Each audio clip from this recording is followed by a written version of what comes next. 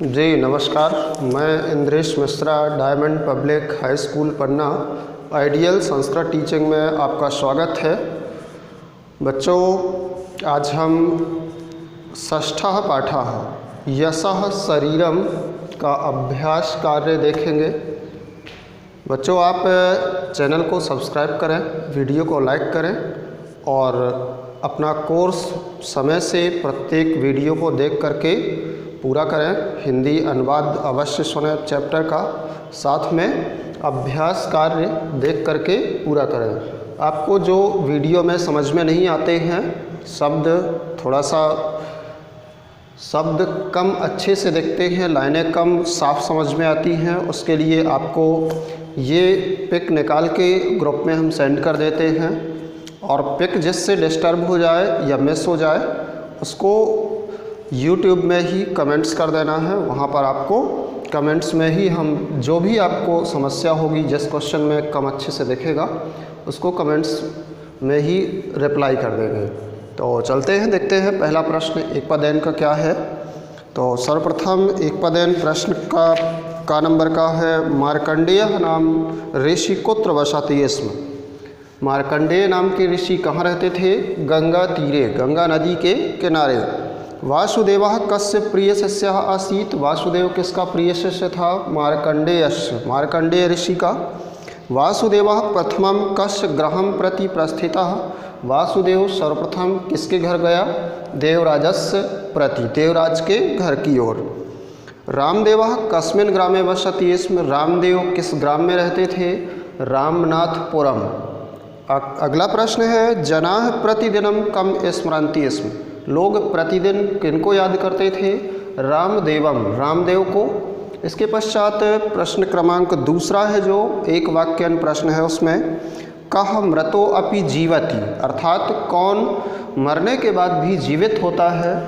यह समाज हितम चिंतयति सह मृतो अपि जीवति, मतलब जो समाज हित के बारे में सोचता है वह मरने के बाद भी जीवित होता है।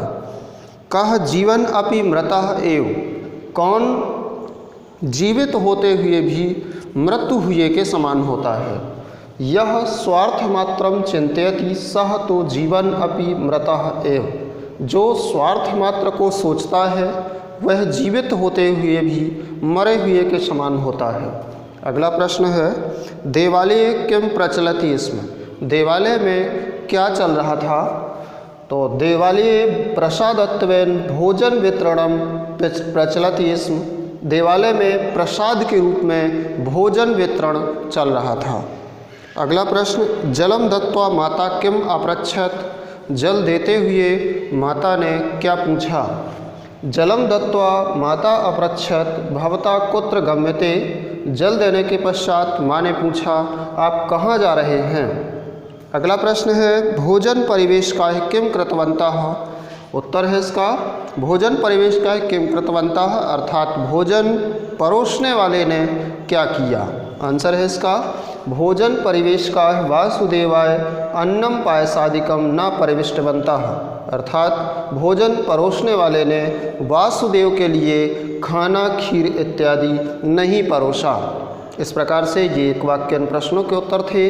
प्रश्न क्रमांक 3 आपको पूर्व में भी बताया जा चुका है एक बार कि इन प्रश्नों के उत्तर आपको नहीं लिखना है। अधोलिखित प्रश्नानाम उत्तराणि लिखत, प्रश्न क्रमांक 3, इसके किसी भी प्रश्न का उत्तर आपको फेयर कॉपी पे नहीं लिखना है। इसके पश्चात प्रश्न क्रमांक 4 है, प्रदत्त शब्दैः रिक्त स्थानानि पूरयत। रिक्त स्थान जो आपके दिए गए हैं उनमें जो आंसर आपको लिखना है, ऊपर ही रिक्त स्थानों के विकल्प लिखे हुए हैं, उसमें से बस सही कौन सा है, किसमें किस रिक्त स्थान में किस शब्द को लिखना है, ये बस आपको करना है। इसके उत्तर हमने सामने लिखे हुए हैं। का नंबर में आपको चौथे के लिख देना है भोजनम। खा नंबर के रिक्त स्थान में लिख देना है देवालयम। गा नंबर के रिक्त स्थान में लिखना है रामदेवस्य। घा नंबर के रिक्त स्थान में बहवः और अंगा नंबर के रिक्त स्थान में लिखना है मध्य मार्गम। इसके बाद आएगा आपका प्रश्न क्रमांक 5वां, यथा योग्यम योजयत, अर्थात उचित मिलान कीजिए, सही जोड़ियां मिलाना है इसमें। मार्कंडेय को आप मिलाएंगे तीसरे नंबर से, अर्थात मुनि ही से। इसके बाद वासुदेवः को मिलाना है 5वें नंबर शिष्यः से। फिर द्वारकापुरम को मिलाना है 4थे अर्थात देवराजः से। रामनाथपुरम को मिलाना है आपको प्रथम क्रमांक यानी रामदेवः से। और गंगा तीरे को आपको मिलाना है 2 यानी कि गुरुकुलम से। इसके पश्चात आपका प्रश्न क्रमांक 6 शुद्ध वाक्यानां समक्षम आम और अशुद्ध वाक्यानां समक्षम ना इति लिखा। सही वाक्य के लिए आम और गलत वाक्य के लिए ना लिखना है। गुरुकुले बहवः शिष्याः आसन्, गुरुकुल में अनेक शिष्य थे, ये वाक्य आपका आम यानी कि सत्य है, हाँ लिखना है। मध्य मार्गम तेन रत्नपुरम प्राप्तम, इसमें लिखना है ना, क्योंकि मध्य मार्ग में उसे रत्नपुर नहीं बल्कि सोमपुर प्राप्त हुआ था। ग्रामे सर्वे देवराजम सा गौरवम स्मरन्ति स्म, गाँव में सभी लोग देवराज को गौरव से याद करते थे, लिखना है ना। रामदेव को याद करते थे लोग गौरव से, देवराज को नहीं। अगला प्रश्न, रामदेवः प्रातः स्मरणीयः आसीत्, रामदेव प्रातः स्मरणीय थे, आम, हाँ लिखना है। रामदेवस्य गृहं वैभवोपेतम् आसीत्, रामदेव का घर वैभव विलास से परिपूर्ण था, ना। देवराज का घर वैभव विलास से परिपूर्ण था।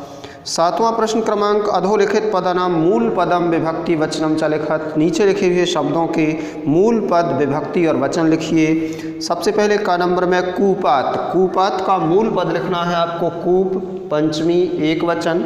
अगला गंगा तीरे का मूल शब्द गंगा तीर, सप्तमी एक वचन। तीसरा दानैन, दानैन का मूल शब्द दान, तृतीया एक वचन। घ नंबर में मम का मूल शब्द अस्मद, षष्ठी एक वचन। तम अंग नंबर में है, तम का मूल शब्द तद, पुल्लिंग, द्वितीया एक वचन। और च नंबर में ग्रामे का मूल शब्द होगा ग्राम, सप्तमी एक वचन। इस प्रकार से 7वें प्रश्न का उत्तर था। प्रश्न क्रमांक 8वां है आपका, पदों के धातु और प्रत्यय अलग करके लिखना है। गंतव्यम में लिखना है गम धातु तव्यत प्रत्यय, प्रस्थितवान में प्र प्लस स्था धातु कत्वतु प्रत्यय। ग नंबर में प्राप्तवान में लिखना है प्राप्य धातु कत्वतु प्रत्यय। अगला उक्तवा में वच धातु कत्वा प्रत्यय। शतकृत्य में धातु लिखना है सत प्लस क्रा और प्रत्यय ल्यप। इसके पश्चात अगला नंबर है आगत्य, आ प्लस गम धातु प्रत्यय ल्यप। अगला नंबर याचित्वा में धातु लिखेंगे याच और प्रत्यय कत्वा। और लास्ट है वदंतः में धातु वद और प्रत्यय कत। इस प्रकार से 8वां प्रश्न था। 9वें प्रश्न क्रमांक में पर्याय शब्दान लिखा, पर्यायवाची शब्द लिखिए। मुनि का मूल शब्द पर्यायवाची शब्द लिखना है ऋषि ही। युवकः का पर्यायवाची शब्द लिखना है जनः। और अम्ब का लिखना है पर्यायवाची माँ। और घ नंबर में बुभुक्षितः का पर्यायवाची होगा अपूर्णोदरः। 9वें प्रश्न क्रमांक के पर्यायवाची शब्द थे। प्रश्न क्रमांक 10वां है आपका, कथा अनुसारेण क्रम संयोजनम कुरुत। अब प्रत्येक वर्ष यह प्रश्न, केवल यही नहीं मतलब इस प्रकार का एक प्रश्न 5 नंबर का आता है। कहानी के अनुसार वाक्यों को सही क्रम में जमाना, सही क्रम में लिखना। तो 10वें नंबर में आपको वाक्यों को सही क्रम में लिखना है। आपको पहले नंबर पे लिखना है ख नंबर के वाक्य को, दूसरे पे लिखना है च नंबर वाले वाक्य को, तीसरे नंबर पे घ नंबर का वाक्य लिखेंगे, चौथे पे अंग नंबर का वाक्य लिखेंगे, 5वें नंबर पे क नंबर का वाक्य और 6वें नंबर पे ग नंबर का वाक्य लिखेंगे। इस प्रकार से 10वां प्रश्न होगा। 11वें प्रश्न में प्रदत्तम चित्रम अवलंबे पंचवाक्यानि रचयत। नीचे दिए हुए चित्र को देख करके 5 वाक्यों की रचना करो। ये चित्र दिया गया है, इसको देख करके 5 वाक्य लिखना है। तो पहला वाक्य लिखेंगे एतद प्रकोष्ठम अस्ति, यह एक झोपड़ी है। महिला वार्तालापः कुर्वतः, 2 महिलाएं बातचीत करती हैं। प्रकोष्ठे दूरदर्शनम अस्ति, इस झोपड़ी में एक टीवी है। दूरदर्शनम उपरि वायुयानस्य क्रीडनकः अस्ति, दूरदर्शन के ऊपर वायुयान का अर्थात हवाई जहाज का एक खिलौना है। अगला 5वां वाक्य लिखेंगे दूरदर्शने एकम छायाचित्रम अस्ति, अर्थात टीवी में दूरदर्शन में एक छायाचित्र है, एक तस्वीर दिख रही है। इस प्रकार से आपका ये अभ्यास कार्य छठवें पाठ यशः शरीरम का था। अगले दिन आपको सातवें पाठ का हिंदी अनुवाद, संस्कृत भाषा का महत्व पाठ का नाम होगा विश्व भारतीयम। इस पाठ का हिंदी अनुवाद पढ़ाया जाएगा। इसके शब्दार्थ आप तैयार रखेंगे। आज के लिए इतना ही, कल मिलते हैं। धन्यवाद।